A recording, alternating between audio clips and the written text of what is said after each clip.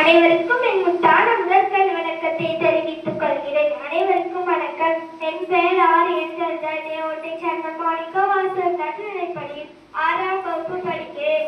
தனக்கடி இல்லா பெருந்தலைவர் படிக்காத மேதை கல்வி கற்பிறந்தவர் தன் நாட்டுக்கு ஆட்சி தமிழகத்தில் ஆட்சி செய்தவருமான கர்ம வீரர் காமராஜர் அவர்களை பற்றி நான் பேச போகிறேன். பிறப்பு: காமராஜர் அவர்கள் 1903ஆம் ஆண்டு ஜூலை மாதம் 15ஆம் தேதி விருதுநகரில் பிறந்தார்.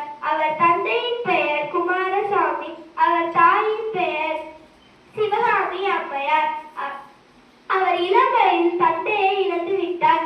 தந்தையை இழந்துவிட்ட காமராஜர் குடும்ப சூழலால் தனது மாமாவின் துணிக்கடையில் வேலை செய்தார். அங்கிருந்த செய்தித்தாள்களை படித்தும் தலைவர்களின் சொற்பொழிவுகளை கேட்டும் அரசியல் அறிவு வந்தது.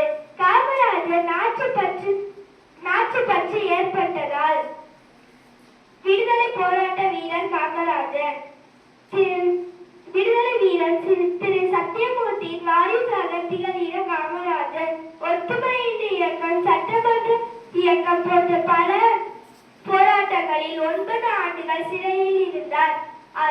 முதல்வராக பதவியேற்ற காமராஜர் 1954ஆம் ஆண்டு முதல்வராக பதவியேற்றார். இலவச கல்வி, கட்டாய கல்வி, இலவச மதிய உணவு திட்டம் போன்ற பல திட்டங்களை வெளியிட்டார் காமராஜர். ஏழை மக்களின் படிப்பிற்கு உதவி செய்தார்.